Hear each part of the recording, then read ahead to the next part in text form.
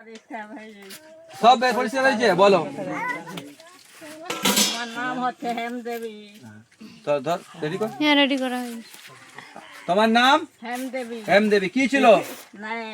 হ্যাঁ, হেমদেবী না, কি হয়েছিল? পা হাত ব্যথা এরকম থপ্পা থপ্পক চলতে এখানে। হ্যাঁ, আর এখন চলতে পারছি। চলতে পারছো?